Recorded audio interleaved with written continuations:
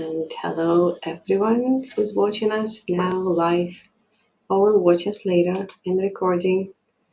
We are back to our coaching couch, as always, on Thursdays. And today we have guests from different parts of the world, as always. We'll be talking about relationships.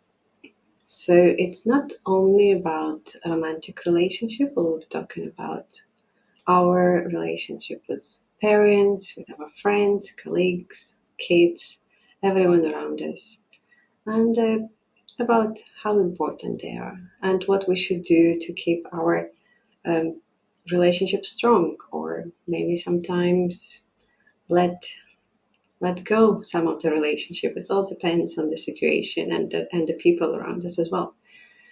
I would also like to say that who's ever watching now, please stay with us because we're gonna have our famous unpopular opinion segment where we talk about a little bit controversial topics.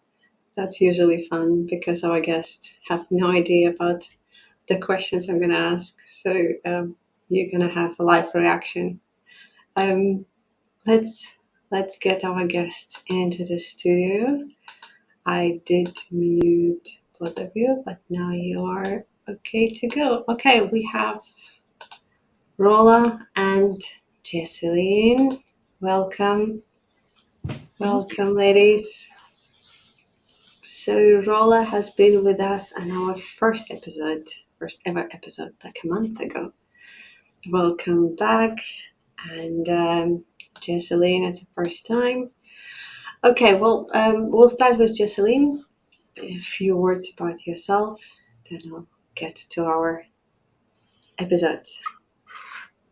So I'm an executive and leadership coach, and I also work in the area of well-being. So I work a lot with families and kids and organizations, really to realize the well-being that's within and how to optimize that. So that's what I do. That's great. And can I ask about other work you do that we usually? Because that's one of the things that I admire people that work with this category. I do a lot of, so for years I've been doing volunteer work with women and children who've been trafficked, and that's been amazing. That was probably one of the better decisions I've made in my life, was to say yes to that. And I also mentor women in third world countries. And is that what you mean by work? Other work? Yeah, Yeah. yeah. Yeah. Yeah. That's really fascinating to learn about, different people from different backgrounds. That's really admirable. And Rola, you are our educational consultant and content creator and many other things. A few words about yourself. I was a school teacher for over 17 years. I decided I no longer wanted to be in the classroom and wanted to venture out. I started my own business. I have Alora's Lifestyle Consultancy, and we basically cater to whatever needs that come along as far as guidance, individual and corporate level training, as well as teaching on the side and content creating. That's cool. Oh, welcome. Today we gonna have some fun as always. Relationships. So, what do you what do you mean? What do you imagine under this big word relationship? What falls under this category? Anyone can start. Jessie-Lynn, Rola. It's such an open topic. It is. To me, it's the connection. It's one of, like, it's a vital source of life, and living, is that you're always going to be in relationships, whether that be with other just strangers or people you're working with, family members, and more intimate relationships. So there's such a variance in those relationships. Mm-hmm. But there's also a core center of it, and that's you, and that's how you connect with others and what you derive from that connection. Mm-hmm. I agree. I think the most important relationship that you need to have is with yourself. Yes. Yeah, that's the first one, that you need to understand yourself, what drives you in life, what, again, going back to your values and beliefs, and kind of align it with your life, so you will feel more fulfilled, that you are living the life that you strive for. And then based on that, you build in relationships. Yes. Rola. I would love to add just the relationship with nature. You know, Mm. Oh, yeah. um, I feel like, we have our communications with physical beings, but we also have our relationship with nature, relationship with, you know, if people believe in spirituality, and just it crosses so many realms when you talk and you use the word relationships. Um, as you said earlier, it's not so much, the well, it includes intimacy, of course, but I believe like on a more mental and emotional Mm-hmm. level Mm-hmm. for Yeah. self-awareness as well. And what do, anyone knows where this came from? The relationship, the meaning of the relationship. I don't. I don't. Good question. But one of the things, Daria, I was going to add to what you said is, like it's that relationship, like where you get to know yourself, and from there, Mhm. that's the foundation. One of the things I think I've come to realize is that there's a fluidity to that, and there's an openness to that you're going to change. You're not the same person you were last year. You weren't this, and so I think that so I think it's a constant being in touch with yourself, and being in tune with all of that. Mhm. But yeah, I And don't that's know. also, yeah. Also, I think because you are changing year after year, your relationship change. And Yeah. this is sometimes how when we're in 20s, we can have so many friends around, and then later, the life is going on, um, different priorities, and then this connection starts slowly weaken and sometimes disappear, and it's okay. You carrying a connection with people who still kind of mean something to you. If there is nothing, that connects you, it's it's it's like it's sometimes that they are there, but you're not even connecting with them, Yeah. and very rarely, like, just saying hi, how are you, and all that. But it's not really a strong relationship that it used to be. But I think this was just life, But then there's and the relationships. Oh, sorry, Daria. yeah, no, please. I was just thinking of, like, I have friends in Scotland who, we might not see each other for years, but it doesn't matter. As soon as we're Yeah, together, it's just like there wasn't a time that's gone by. There hasn't been a gap. And I think that yeah, that's also such a gift, and a yeah. It happens as well. Yes, of yeah. course, of course. Again, it's all what have some meaning to us, because there are some relationships that it doesn't serve us any purpose, and it actually making us feel bad, but because it's society frown upon, you know especially when it comes to blood relatives. Yeah. People don't like to talk about it, and they still say that, yeah, you have to, because you're a blood relative, you still have to keep connection. But if it makes you really, it doesn't make you happy, why would you carry on with this relationship? Why would you force it? Your opinions, ladies. I'm just talking from my experience. Yeah, well, I actually have a quote that I decided I wanted to put on my Instagram because I don't want to forget it, Mhm, especially when there's certain circumstances that occur. The quote is, "Never allow yourself to feel comfortable being uncomfortable. You always have mhm, a choice in the matter." And maybe that person in your life has come around for you to realize that, for mhm, you to either accept a situation or find another alternative.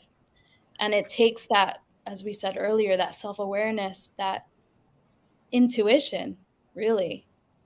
Do you ignore it, or do you, listen to it and feel like, okay, I have a short time. I have, I don't have to feel this way. And it takes that realization to know, all right, it's not for me. mhm, That person's not for me. That connection is not for me. And then if it's not for me, making the choice of just walking away, or mhm, not making them realize or feel that, you know, um, that feeling, of awkwardness, let's say, but just finding other things to do that conflict. We're busy people, right? But we prioritize what we want and what we need for our own lives. Good. This is how when you this is how you're building basically your boundaries Yes. for your mental health and well-being as well. Because how I smoothly moved into toxic relationships Mhm. just from the beginning of the episode straight away, Yeah, diving. dive right in. Do you know there's an Yeah. interesting thing though, because I certainly I'm not a stranger to kind of dysfunctional relationships Mhm, that are with close family members.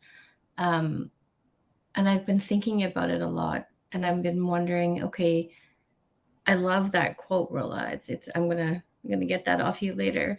But I wonder it's also one of these things that where there's also a, like introspection in that, like what's my role and kind of where do I sit in this and what's my place in this? And I think acknowledging that and then after that point, if it's like, okay, say you tried with somebody to kind of sort through conflict or some disagreement and they're not willing to come to the table, then yeah, then the boundaries are knowing that. But it's mhm. such a fascinating thing. And yeah, And to build and on what you're saying, Jesse, like when you feel those emotions and in your gut, you're just not right. You're not Yeah. in your how you carry yourself, and you don't feel that confidence that you want and that you have, and that you're put in a situation. And then when you go ahead and you want to talk to someone about it, this is where it's super critical, the response that you get. You're looking for validity, you're looking for, okay, that person to reassure you that what you're feeling is right. And I also feel that if the person gives you the wrong advice, like, oh, it's just a barbecue, or, you just get through it, not necessarily, then I personally won't choose to speak to that person regarding this matter further. So it's also a way of filtering. You speak to someone to let them know, but you also speak to someone to get their response to, so that way later on in life, is this a person I would really want to discuss this area with? Because mhm, I need someone to, yes, give me their vantage, yes, give me their point of view, but it comes back to me, how I felt in that scenario, mhm. how I don't want to be put there, how I don't want the encounters. So that I also goes back to the relationship and the filtration of relationships. I see what you're saying. Yes, I agree with you, Rola. But I think many people, when they find themselves with this kind of response, they might think that something is wrong with them. Yeah. They will think, so why, if this person advised me, or just barbecue, just get over with it, why do I feel this way? What's wrong with me? Hmm. So it also need to be very critical to, as we were talking in the beginning, you need to have a good relationship with yourself. You need to understand yourself. Yeah. Get that place and time when you really get to know what's your reality, who you are. Because so many times, and I think majority of us just go through life as going with the flow, and just being affected from different sides, from the family, friends, work. We don't even have that time to just sit with ourselves Hmm. and think through and find out, this what I can tolerate, and this is what I will never accept from anyone else, Hmm. and have that strength to go with it, go through it, and show other people, but this is my boundaries. I will not let you anywhere near. And it doesn't It have to also, be pronounced. It doesn't have to be said. It just can be an internal notion that doesn't yeah. offend anybody, you know? And that's maybe something that I would love for the viewers to understand, is that not everything you think, not everything you feel, you need to vocalize, you know? Um, I always say when there's something I really don't want to touch on and I don't want to offend people, I just don't know. It's a great point. I don't know, you know, just to glaze over it when very well I have a very pronounced idea or a very pronounced opinion. I just don't want to vocalize it, because you have to also see from that relationship, will it further your relationship in a positive way, or will it segue into a negative way, you know? So it's just, like I said, that filtration Hmm. within yourself. Do you want to or not? It's Hmm. very hard. It's very It difficult. is. I It do think is. that like the self-awareness is huge, and that's something I think over time I've come to realize, is that tapping in with, say you're going to have an interaction with somebody, and like it doesn't make you, like, you physiologically can sense in your body whether um it's, you're looking forward to it or not. It's kind of really taking that inward look and owning that. It could be something where um the quality of your thinking that day, you're just in a low mood. So maybe that's not a good day to meet with that person. But it is that kind of really getting to know and owning for yourself. And like you say, like that's where you get to define your own boundaries. And I call them beautiful boundaries. And I always say, like, a lot of people think of the word boundaries and they think of it as being a wall that you put up, but it's not. Hmm. It's actually just showing people where the door is. But you Hmm. have to know yourself and be in tune with yourself enough to know and be comfortable to say, this is where the door is, this is a wall. Hmm. Hmm. Yeah. Yeah. True. And there's also Uh, that other point that some people will look at you and think, oh, you're just antisocial. I can't tell you how that word has popped up several times in my life in relation to me not wanting on a said day, as you said, to have an interaction. It's not mhm. antisocial. It's not antisocial. It's just you. You have your time. You have your time. There's nothing wrong with you. You just want to allocate your time in a certain way. And Mhm. either you can respect that or throw that word antisocial. And if you hear that, you just honestly deflect. Say, you know what? It's not it's not what I want to do. It's not how I want to spend my time. And you know where that person stands too. I say to Mhm. my to people all the time, you just learn how to categorize, and it's not something that's a bad thing. You just learn how to categorize. Mhm. Yeah. Mm. Well, Do you think all relationships are equally important? No. No. I was having this, my son's 12, and I was having this conversation with him about who's in your VIP row. And think about that when it comes to what matters, Nice. whose opinion matters and stuff. Not everybody. And so you don't owe anybody an explanation. Like if Mhm. somebody, it's just kind of, but think of the people that matter, and they're the people that are in your VIP row. And then from there, it just kind of goes back and back. That's how I think about it.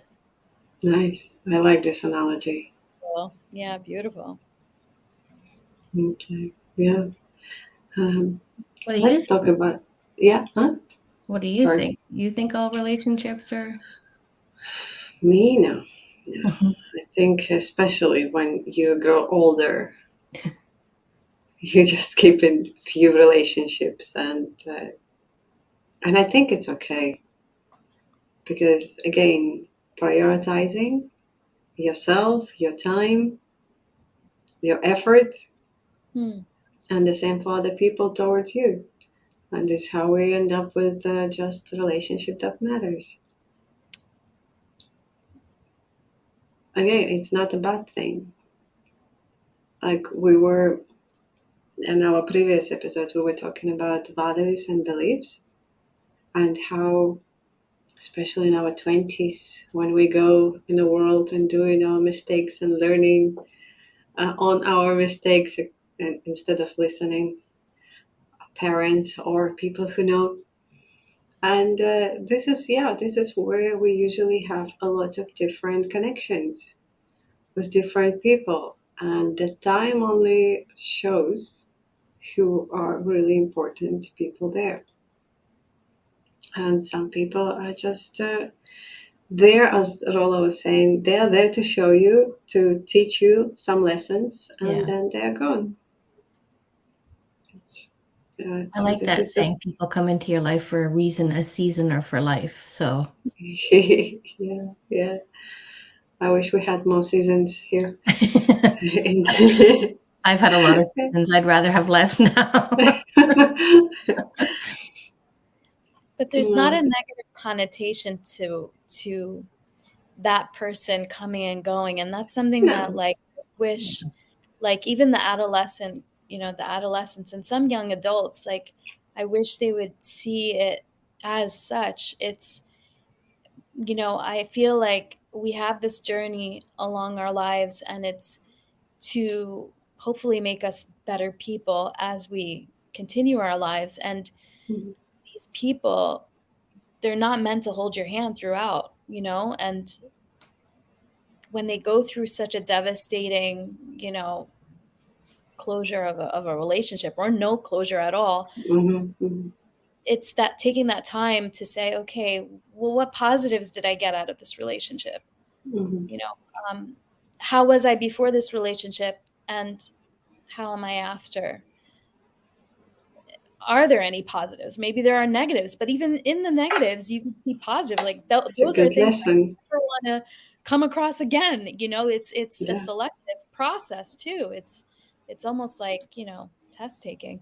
You figure out the things that you don't like, and yeah, they arrived from negative situations. So it's it definitely goes back to what your preferences are, and Mhm. life will show you that through those experiences and relationships. Mhm. Let's talk about the relationship with our parents. Why? Why do you think we still have them? I mean, the relationship. What? Like we? I know the reason. That's normal thing to have parents and have relationship. But if we're talking about historically, why do you think it was very important? Because you're already a adult and they were getting married very early and they were having their life. The life expectancy was very short, so they were living a very different life from parents. Why do you think the relationships are very important with our parents? They already gave us everything. They taught us everything to send us, into the world. But maybe they didn't yet. Maybe their journey wasn't over yet. I don't know. I mean, I have I've had a good relationship with my parents in my adult life. And now it's shifted for me with my dad's passed away, but with my mom, where the roles have shifted, which is a really, really weird space. And so I think about having her. It's that what I miss is having that person. She was my sounding board. She would be my safe space, and my forever cheerleader. So I think even after we leave, they can still have. I was blessed to have that, but I do think that we have a role in co-creating that relationship with our parents, how we want that to be, and how we treat them, and So I don't know. I think that parents are hopefully our forever safe space, or cheerleaders, our soft place to fall. Because even as adults, we all have those times. True. Rola. I guess in the past, when people had children, they didn't venture out too far. It was like a very, tribal type scenario where, okay, children are within the village. But now where everyone is so, spread out and can travel geographically, it has lessened the connection that you have where they see the day to day and they see your, how you go about your life. And there's always that notion that, you respect your elders because of their wisdom and their life knowledge. And it just passes on to you through those interactions on the day to day. But when you don't have that anymore, you're left to kind of discover it on your own, that maybe one word or one scenario that they posed for you could have kind of alleviated all of that, Yeah. So it's those life lessons. It's the sitting down and talking to them, or, discovering information. Because again, nowadays we have information at our fingertips. Before, we'd go and we'd ask mom, we'd go and ask dad, how do we go about doing this? How do we go about doing that? And they would help you and guide you and support you as best as they can. So now it's, you're kind of independent on it. So that's how the role of parents. Yeah, that's true. For me, it's still that also, how to say, generational connection. It's your roots. Yeah. That you need to feel that you came from somewhere. That it's all continuously, progressing. You're part of it. And I wasn't so close with my mom when I was growing up. Only when I moved far away. And when my son was born, we kind of got closer. Because she's an amazing grandma.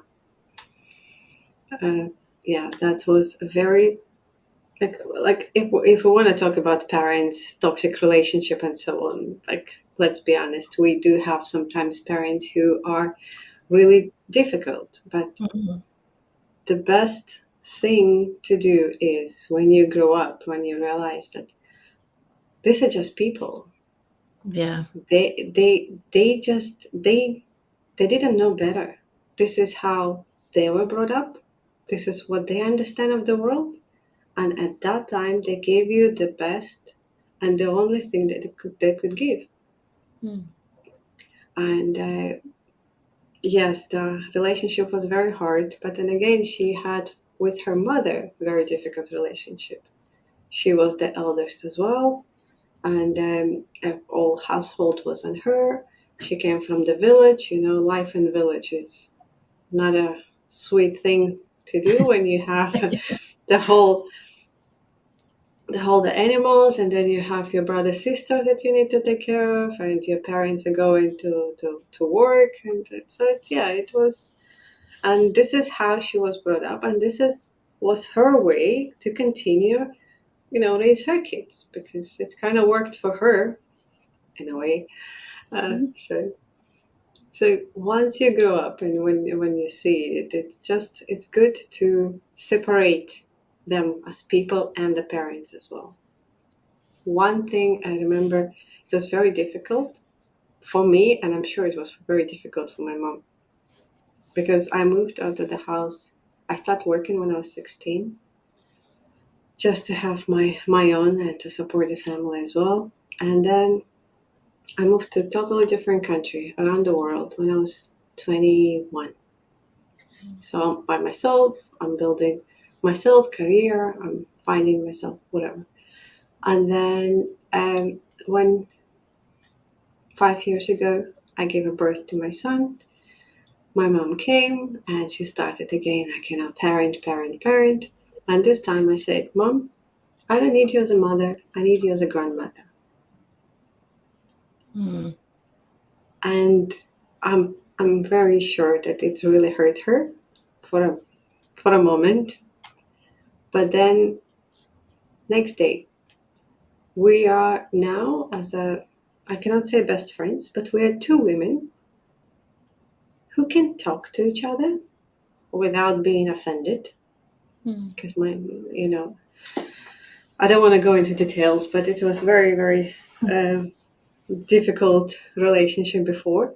Now we can talk about anything, and we support each other, and we call each other now every day. We talk, and we're just two people.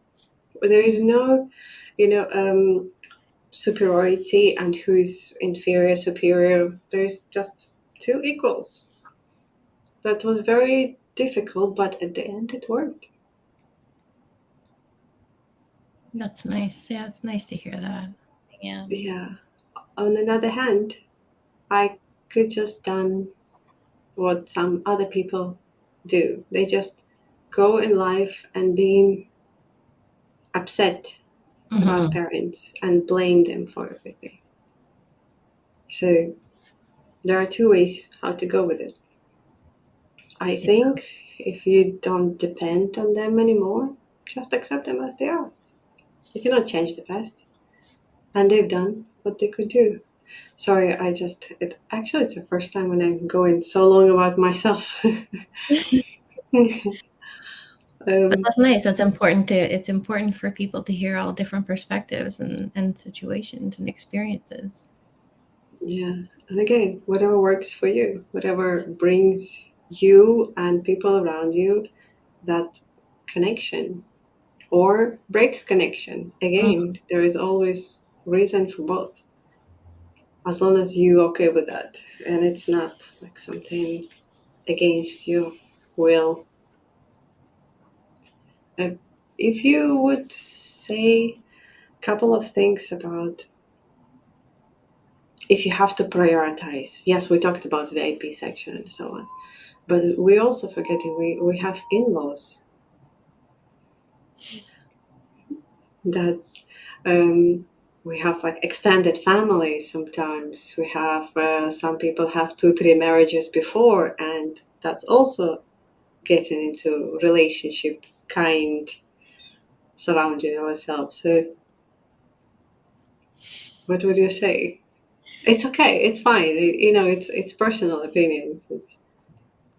Some people accept it, some people don't. Some people prioritize others just because they sound the same. But yeah.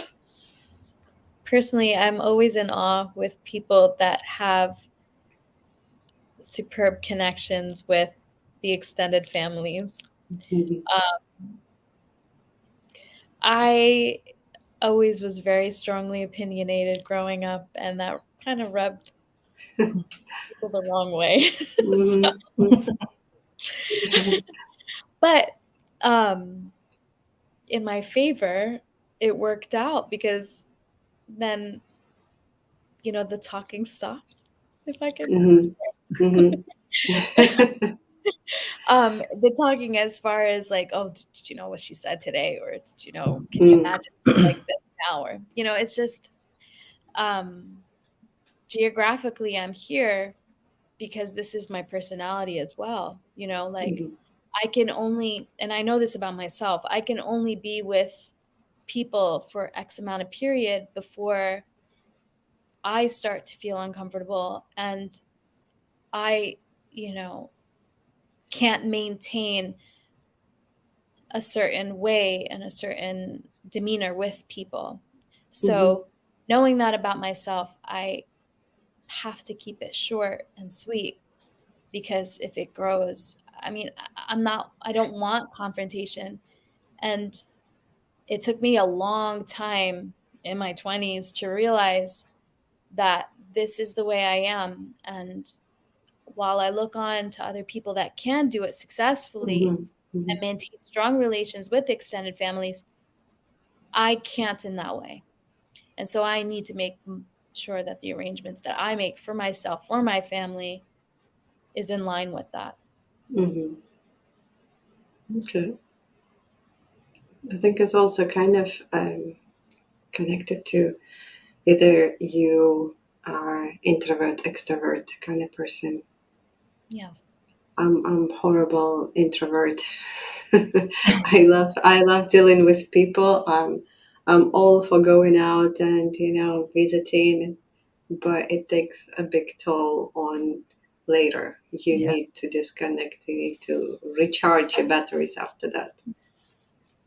When people see you, sometimes it doesn't even show that you're introvert, because you will be there, you will be around people, you will be having conversations, but after that you're shutting down. You just feel that you need some break. I think that Are just you? goes back to that Yeah, self-awareness, do you know? Like yeah. that really, you know what kind of fills your bucket, or, Mm-hmm. and being aware of times when, like right now, my mom hasn't been well, and so majority of my focus is on that, and I'm not, like, the priority of connections with others isn't as strong right now. My mom is my priority. Mm-hmm. And I know that I know myself well enough that if I start to try and make everybody happy and maintain this connection in this one right now, it's just not going to work. And the people that matter they know and they understand that. Mm-hmm. But I think that self-awareness and being okay with yourself, like I'm like you, Daria, like it's like if you want to be around people, I can be around people for, actually, and you too, Rola, you said it, for small periods of Mm-hmm. time. And then it's okay to withdraw. And I'm okay with that now, Mm-hmm. which is such a nice place to be. Yeah, yeah. Don't feel guilty when you need the time for No. yourself. Exactly. And I And, personally, I mm-hmm. know my threshold. So, like, if I have problems, I'm not going to be that person that can, put on a mask or a face and still be out in Mm-hmm. public. I need to take care of it. I think about my problem. I try to work out my solutions, but I don't want those problems. I can't mask it. I can't put Mm-hmm. on a facade. I've tried in my life several times. Okay, I have problems. It's okay. Go out, do. I can't. People will immediately notice the difference and dwell on it. So it's like, Yeah. if I have a problem, I withdraw. And Mm-hmm. people know that I withdraw and I go in kind of like a silent mode. But I don't want people to see an alternate side of me. I don't want people to see a different face that I normally wouldn't Mm-hmm. put out there. I don't want to be explosive for what they see is no reason, but could be a buildup of so many events. Mm-hmm. Uh, yeah, I always want to put my best face forward and have that choice to be in situations and likewise deal with it on my own. Mm-hmm. But then I think it's also being honest is a good thing, because some people, yes, and I don't say that it's a bad trait. If you can, while having your problems, if you can put a strong face, smiley face, and go do what you have to do, all my respect. I can't do that. But if you can, all power to you. Yeah. And if you're okay with that, if everyone else accepting you the way, because if I'll start pretending, yeah, it will be just lots of teeth without light in my eyes. It's just you people will see that it's not original, it's not honest. So better better just to be honest about it. Yes, you need time. You'll get you'll get to them later when you feel better. Yeah. How you deal with toxic relationships?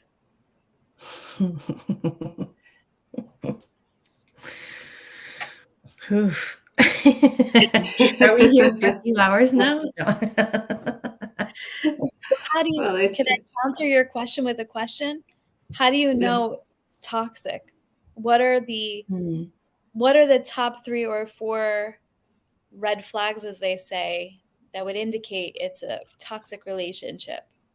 Because it's not always so apparent. Mm, Sometimes it's after the fact that you realize, goodness, I didn't know I was going through. It's almost like that um, victim and survival, mhm, syndrome, where you're like, I went through that, really, it's, and you didn't realize as you were engulfed in it. So, what are the top 4 red flags and indicators of a toxic relationship?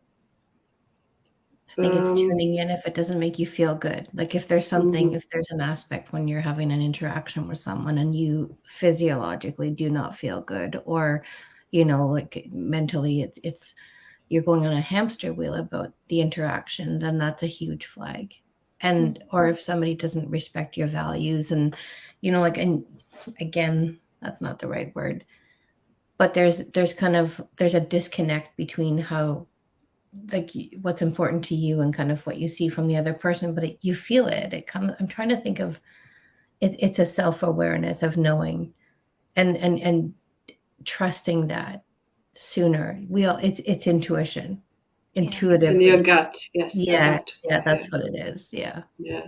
I also think when you start noticing that this interaction, this relationship is bringing the worst in you, like Yeah. you cannot recognize yourself. You reacting to the small things, not the way you usually react. So that interaction brings another person, not you, that you recognize. No, you would never behave in a way that you behaving with this person. Rola, Could give it us also be like triggers? the It's triggers. Yeah, yeah. like some people just have a way of making you trigger happy, like sometimes, people will phrase things in such a way that how do you not react? It's very difficult to remain composed when it's Mm-hmm, um mm-hmm, I'll give you a simple example. Like, I live here in Abu Dhabi, and after all these years, I've come to realize that the translation from Arabic to English, when they want to ask a question, is quite like accusatory. It's like, you didn't submit that paperwork. It's like, that's a trigger. Like in my head, I have to stay super calm and be like, okay, Rola, rephrase it in such a way that is not triggered, mm-hmm, doesn't trigger an immediate like blurt out or a response from me. Did you submit the paperwork? So at least that's what I've come to realize, is that people have a certain way of pushing, as you say, pushing a button. Um, and it's something that goes back to your intuition. You have to realize that your blood starts to boil. mm-hmm. You feel the tingles in your veins. It's like, why am I feeling this way? Can If I play someone devil's advocate on you with this one, Rolla? do it. Because interestingly enough, you just described two situations from the interpretation of the way that the question was asked. Okay. But there's only one filter for both of those to come in and for you to have a reaction to it, is you. So Right. it's not someone pushing your buttons. There's a filter, there's a lens that we have, Mm. and it's how we interpret whatever is said that pushes our buttons. So it's actually with us. The onus is on us. and getting to know, that really triggers me. That really pushes my buttons, and doing it like kind of an exploration of being curious within ourselves. Do you see the difference in that, the little difference? And because you said the two different translations, then you could feel differently. Does that make sense? Yeah, it does. It does. It absolutely does. And I think I read somewhere exactly something that you're along those lines is the Yeah. response. Well, You it's know, the goggle or the lens that we're looking through, right? So, like, if you wake up one day and you have grumpy goggles on, you're going to see a grumpy world, and that's what's going to be reflected back to you. But, exactly. and same as if you have happy goggles on. But there's a personal lens that, or a personal filter that any information has to come through, and mine would never be the same as yours, and it would never be the same. They're never, like, they're all so different. But like how somebody says something to me might be very, like, that might not bother me. How somebody asks a question, and it might bother you, but that's only, it has to come through that part. And I think there's so much value in like an ownership and exploration of that, because there's just like, there's something to own that stuff, and then we get to know ourselves at a deeper level. Yeah, exactly right. Yeah. It just came to mind. It's either your response or your reaction. But So yeah, clearly there's you can also, yeah, sorry, yeah. You can always have different goggles to different people, for example. Yeah. Because if for example, I will tell Rola something, and Jessie-Lynn will tell Rola exactly the same thing, but Rola might have reaction on what I said and not on what Jessie-Lynn. Yeah. Example. You hear that a lot in relationships, where people say, like, somebody else says exactly the same thing I did, and the other person says that was a great idea. You're like, who said that? But it also goes back to your perception and your presuppositions of how you feel that person towards you. That goes back to Mhm, intuition. If a person has good intentions towards you, you wouldn't put up a kind of um, response in a mhm, negative way. If, let's say, based on your experiences, Daria, you mentioned your mom, based on those experiences, you're going to take in what she says, but it might very well trigger you. Versus, let's say, Jessie, who has come into your life fresh, you have no experiences with her, but she's helpful, she's knowledgeable. You're going to be more receptive to what she says because her intent is not to hurt you, is to mhm. guide you. But then So, I don't think my mom's intent was to hurt me. Hmm. But in many cases, we are ready to open up to a stranger than to the person that knows Yeah. us. Again, yes, this is goes to the biases and ego pleasing and all this kind of connection that we know that people that know us they might have, and stranger will just listen because they have no idea who you are. yes. Yeah, it's And that, there's a acronym MRI, and it's the most respectful interpretation. So when somebody does something, we can go to a variety of different places, but probably the one that's going to be the most fruitful is the most respectful interpretation. And mm, that's the thing, is often we think somebody does something, we don't know somebody's intention Right. unless we actually have a conversation with them. We can assume it, but that's never a good thing. mm. Yeah, assuming. I would like to add that whatever we're talking about now, it's all coming back about knowing yourself. Yeah. We're kind of circling back to the same thing. So, all the quality of relationship that we have, all our important relationship that we prioritize, it's all related to us. As good as we know ourselves, this is choices that we're gonna make in the whole life. Yeah. So I think here's this my is it. question for all of you. Yeah. How do you know yourself? You take For time. every viewer that's watching, for every viewer that's confused, that goes about their life just not knowing themselves, how and what steps must they take in order to get to know themselves? I think it's a Okay. lifelong journey, and like Hmm. you're constantly like again going back to that. I'm not the same person I was 2 months ago. I certainly am not. And Mm. I think that that's one of the things is you're the only person in your whole life, in your whole entire life, that you are on a permanent relationship with is yourself. Mm. So I think it's really being open and being curious and being, Brené Brown uses the word vulnerable, but it's being willing to be human Mm. and show up and love. You have to love all of you. It's not just the good, the happy parts. It's embracing all of it. Like I'm a hot mess sometimes, and it's just like, okay, I'm a hot mess. you know? And I think embracing that's for me, that's what it is. Hmm.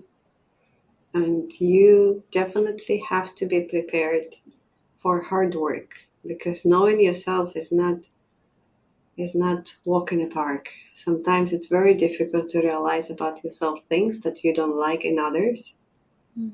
and then you find it in yourself, and you're like, okay, well, that's me. I love myself. Okay, so Daria, can I ask you, Yeah. what do you think it's knowing that or being comfortable with that? Well, you will discover about Mm, yourself, and yeah, then if you're comfortable, you're comfortable. If not, well, you need to see what needs to be changed. If it's something that you would like to change, yeah. for example, let's say, well, I hate my procrastination. I hate it. I'm working with it every day, and I actually, when I see it in other people, I can actually help them as a coach. I Yeah. can work with that. But when it comes to yourself, it's really hard. And it's one of the things we're talking about in coaching. It's much easier to coach someone than coach yourself, because when you're coaching yourself, you don't have this meta vision and so on. It's not work for yourself. That's why coaches have coaches, therapists Mm. have therapists, and so on. Because dealing with yourself, it's much harder. But I yeah, don't feel that, when you enter a relationship, you don't quite see yourself, but you see yourself through the situations that you encounter with that relationship. And mm, they may tell you about it, and you'd be floored. I remember one particular friend of mine, um, and I've known her for years. When I first met her, I didn't really like her that much. And she's like, "Why?" And I told her, I said, "Well, when we'd be talking to each other and I would have something that I wanted to tell you, all of a sudden you do a 180 on me. You just turn and you're looking the opposite direction." And I'm just like, "Wait, what did I say? Did I offend you?" Or, and she's like, "Really?" I'm like, "Yeah." And several times. It's like, honestly, I had no idea about that. And honestly, it's great that we had that conversation because she made it a purpose to not do that anymore, mm, at least with me, and picked up on it when it was happening with other people. So I, above all else, hope that we do have interactions with people and relationships with other people that allow us to see versions of ourselves we didn't detect. And if mhm. it's want to change, they're honest enough to tell us about it. Because it takes a lot, like, for someone to like say, "Hey, I really don't like it when you." The criticism, yeah, constructive criticism, yeah. Yeah, exactly. Okay, that's fine. Tips on building strong connections and relationships.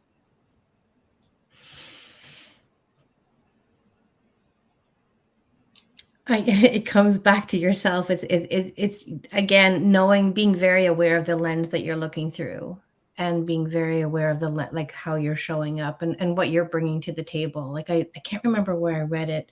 It was, what do you bring into a room when you come Mhm. and when you leave, actually, which was an interesting addition.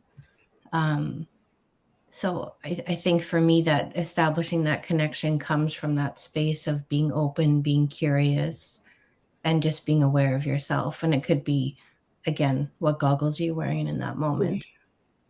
Mhm. I know growing up, being of, Lebanese ancestry, whenever my mom would meet new people, she would always bring something, you know. If she would go to their house, she would bring something for the house. If she was invited to, let's say, a gathering, she would bring, some kind of food item to Mhm. for the dinner, let's say. So I always interpreted, building relationships by giving to people. But I took it to the extreme. Like I would, be excited for their birthday. Like I'd want to get their birthdays, want to get them a gift. I see Mhm. something that I like, that I know that they like, because I listen for what they like. I'd go and get it for them. I'd do surprises. And it was a lot of giving and giving and giving. And it's like, is that how I try to maintain relationships? Is by compensating that way? And you know, back in the day, I think my uncle realized that. He's like, why would you give someone a watch when you just met them like 2 months ago? And I'm like, because they're my friend, and I was very adamant about it. But now that I look back, I'm like, what was I doing giving a watch to a friend I just met 2 months ago? It's so now I know it's not about giving per se, like objects, materialistic things to maintain a relationship. It's giving of yourself, your time, your energy, and in hopes that you get that in return. If you don't, then you need to reallocate those energies because they don't see you as a priority. And it's not a negative thing, it's just recategorization. You'll find your clique. Yeah. Rola, I have to say that I'm very, I admire your honesty. Because, first of all, it's really hard to kind of know, like, kind of realize it about yourself, Hmm. and then, be honest about it for all of us. No, but yeah, it's sometimes when you sit and reevaluate yourself, your actions in some situation, you really see, like, there was a lot in my 20s, even early 30s, there was a lot of people pleasing as well. Yeah. Yeah. And it comes from, yeah, from misunderstanding what the values are in the family traditions or whatever it is, I don't know, or expectations, probably. Yes, that's what, from life, growing up as parents and so on. So there is a lot of expectations, and that's where, you would put yourself on a last place, and you will just try to manage everyone else's expectation. Yeah. That's also, yeah, not a good trait. You in Again, all coming back to knowing yourself. Yeah. And as I said, remember, Jessie-Lynn, I told you 1 hour it feels like it's not enough. I know We it could be doesn't talking. go by so fast. We're 59 minutes in, and we still have to do our unpopular opinion. I actually really like this. I like having a conversation. It is, Mm, it's yeah, really good, nice. good. Oh Yeah. yeah, you're welcome to come back. We're always happy to see. Again, we see Rola is coming back. I'm gonna be Um, a staple. yeah, yeah. Okay. If we're okay, we'll move to our Mhm. interesting one. Okay. All right. So Unpopular opinion. Going back. Here we go. I'll put in my disclaimer just in case some people will get. Oh my God. Yeah. Yeah. Okay, so unpopular opinion for today. You know this very famous phrase, but I'm just checking how we are on it. You need to treat people the way you want to be treated. True or false? Go. My son and I literally just had this conversation 2 days ago. Really? Yeah. Hmm. Ugh. From a teacher perspective, even if you're not treated the way you would like to be treated, you try to show them what it would be like to be treated a better way. Mhm. So Okay. so you keep maintaining that level of treatment that's above what you're getting back. So that Mhm. if they're unaware, if they don't know, these are some options. Mhm. So, as a teacher to a student. Yeah, like when you're teaching people that Hmm. are unaware, let's say, or even adults, it can go as far as adults as well. Hmm. Like if they just don't know better, are they faulted for not knowing? Hmm. Hmm. But then they're Okay. faulted if they know after you've showed them and you've taught them and you've explained it. Okay. Jessie-Lynn, what conversation you had a couple of days ago?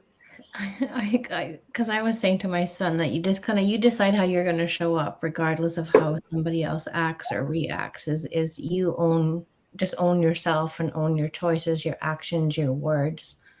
So that's exactly. He's like, isn't that just saying treat people the way that you want to be treated? So yeah. Like I just think treating people with an openness and a curiosity. But that's how but deciding how you want to show up yourself. So 100%, I think. Well, maybe not 100%. Let's leave it at like 99%. I think Hmm. so. Hmm. I'll always leave 1% open for exploration. But yeah, I think so. What do you think? Okay.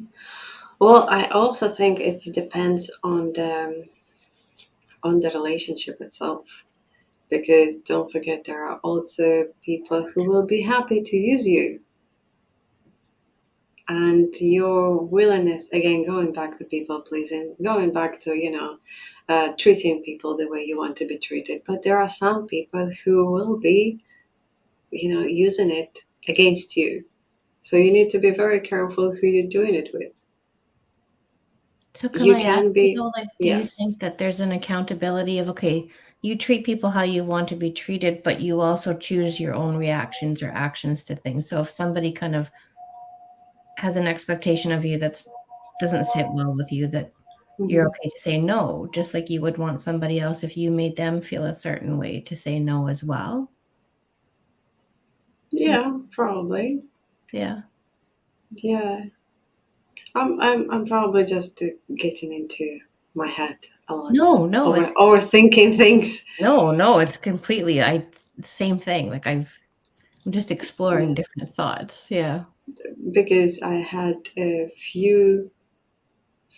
just few, one, two relationship that I had to cut ties just because, um, we were very close, and then I realized that there is in the time when I need, there is no reaction from that side. So Yeah. everything was given and supported, but when the difficult time comes and you don't have any support back, it just, well, I would like to be treated the way I was treating you, and Mhm. nothing came back. So I think this is not Yeah. working. Yeah. You know, I think so that's it's having a healthy tough. boundaries kind of thing. Hmm. Yeah. Yeah, and Relationships are fascinating. It's They like we are. can't live with them, can't live without them. true, true, Even but habits have a relationship. Yeah. I You know, think it may I be think off those are script, very. but Very difficult relationship with the habits. That's something we know that we don't have any benefits from, but we're still keeping them around. Yeah. But again, if you don't have any expectations, for example, like you just, there are some relationships that you just, you have this person, and this person is complaining about everything all day long, but they're funny. They're not asking anything from you. They're just using you as, a jacket to cry on, and you just keeping them around because they make you laugh and you're giving them something that they need at the moment. There are so many interesting, as you said, Jessie-Lynn.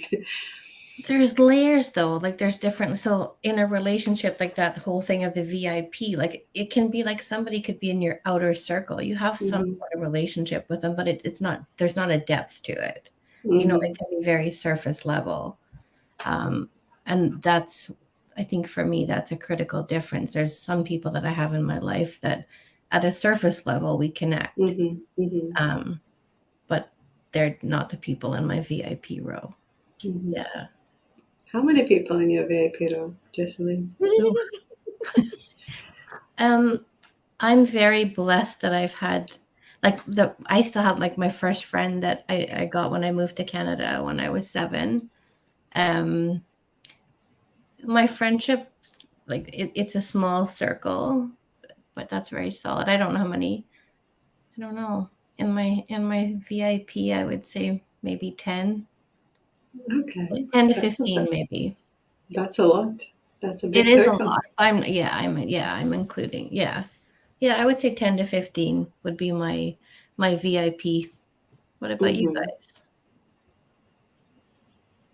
Rola? That's a great question. I don't know. It's okay to say I don't know. I'll have to think about that and get back to Yeah, you. yeah. Yeah. Rola is using her own answer that she told us about earlier. I don't know. Yeah. I generally don't know, but like, yeah, it's something I would like to sit down and think about. But also too, of course, going back to being a teacher, throughout my life, I used to put people through tests, if that's an awful thing to say, that if they don't do this, let's say, then they failed. So they're not close to me as they used to be. So I've realized over the course of time, and I'm talking like this is way back, that instead of putting people through tests to see if they'll pass or fail, just tell them, Mm, just say so. I want to, like, waiting for someone to call. No, I'll call. I was waiting to hear from you. No, I'll make the effort. And I just felt like it alleviated a lot of, you know, mhm, the overthinking, and it alleviated a lot of confusion in my own personal mind space. So being direct has helped a lot rather than have the VIPs be put through a test and then be bumped to the back. mhm, mhm. And I you know think what? I'm faulty also.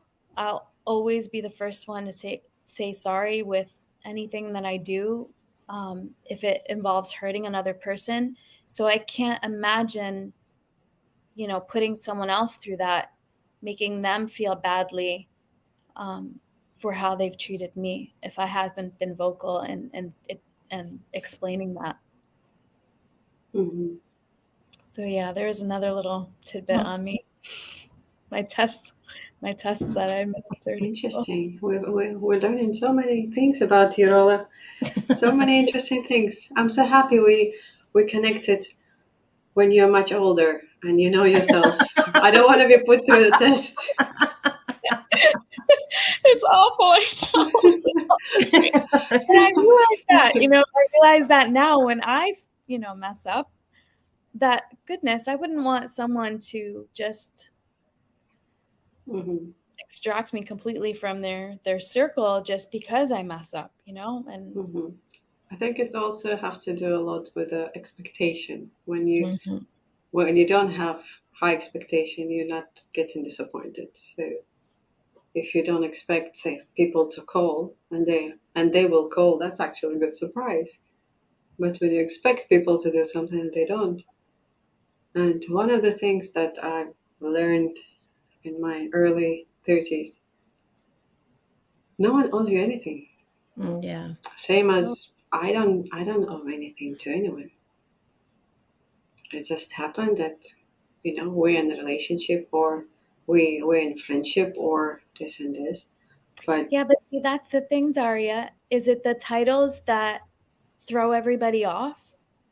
Those titles and those labels, society has kind of like depicted what it is that is to meet expectations. And lately, if you look on social media, the whole thing is they're not acting this way.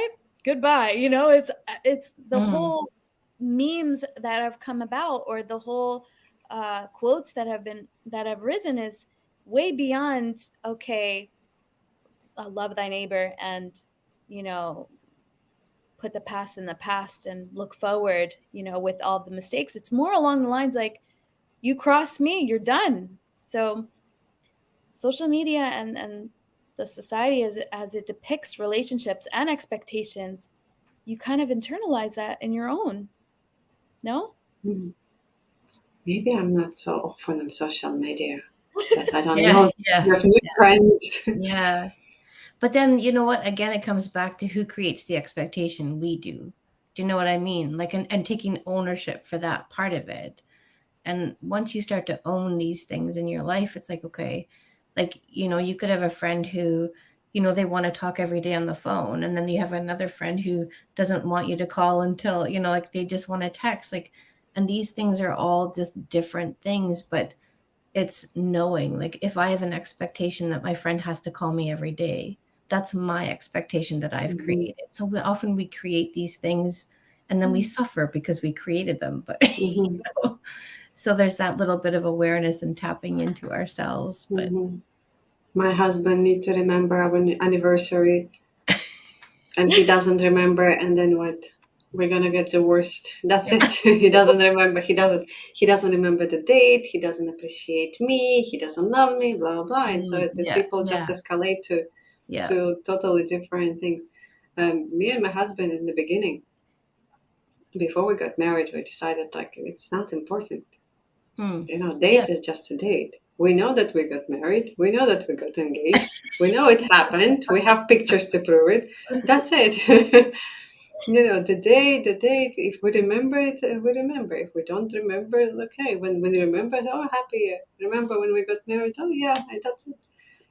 I don't expect flowers. Whenever he brings flowers, great. What's the occasion? Oh, nothing. Fine, thank you. So there is no. It's very like, yeah. The birthdays is one thing. I think still some whatever each 1 year we'll forget the anniversary. Another year we'll have 2, 3 anniversaries because we have Yeah. engagement and we have one wedding, we have two wedding. We had in different countries as well. So it's totally different things. Like, it's not a big thing. But Hallmark makes it a big thing, Yeah. right? Yeah, It's a business. Yeah. Hallmark holidays, Yeah. everyone's a little extra lonely during Valentine's Day, Yeah. it's there, yeah, and it's meant to spawn, it's businesses. very And commercial. Yes, very commercial. Yeah. you can't help but internalize it, you can't help it.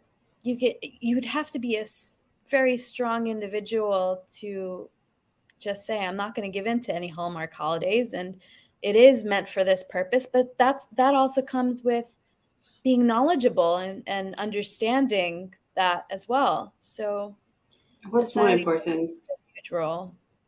Oh, you want to have on 14th of February, you want to have a box of chocolate and flowers, or you want the rest of the year just happy and relaxed relationship? You just need to find your silver lining. I don't know. Yeah, but Something nowadays that it's each man is for them. Every person's on their own. Basically, you want something, you go buy it yourself. You know, mm, don't wait along or don't wait for someone to come along and fulfill your needs. You take care of it on your own. So it kind of oh, that's creates true. that independent rider as well. But in the end, as we say, we all need relationships. We all need it We as do. as Not human. to complete us, but to complement us. Nice. See, I think I read it somewhere. It's not mine, so I'm not claiming the rights to it. But when I read it, I actually felt it. It's exactly how, and it's not always I've been like that. It's been through some ups and downs and very big downs to reevaluate, rethink, restructure your beliefs, your values, all these kind of things. And after that, I look at the things totally different. For me, the important things is family and all these small things that you're talking all about social media and so on. It's so petty, don't you think?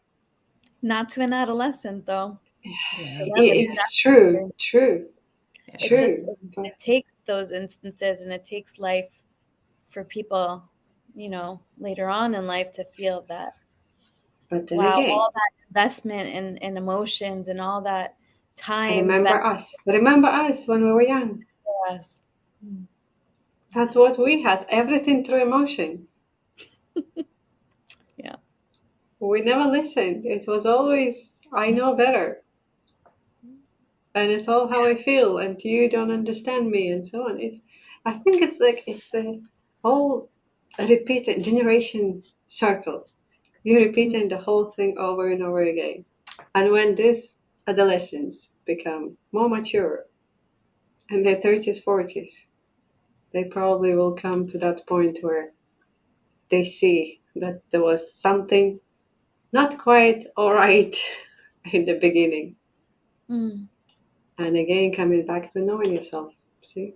Yeah, it's a process, especially it's fun to explore that with adolescents and teens is kind of, man, they've got their brains growing, all the hormones coming, and yeah, it's an exploration for sure.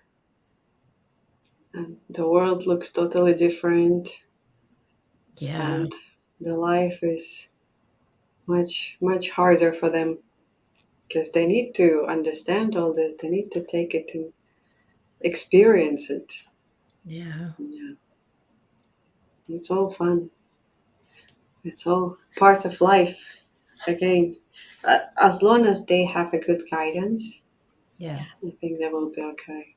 That's important, and that's why I want to thank Rola and Jessie-Lynn for being the guidance to this adolescents, people, and youth. You're doing a great work. Hopefully, with your help, it will just give them a little bit, easy, easy way to process all this. Because again, as Jesseline was saying, hormones and Yeah.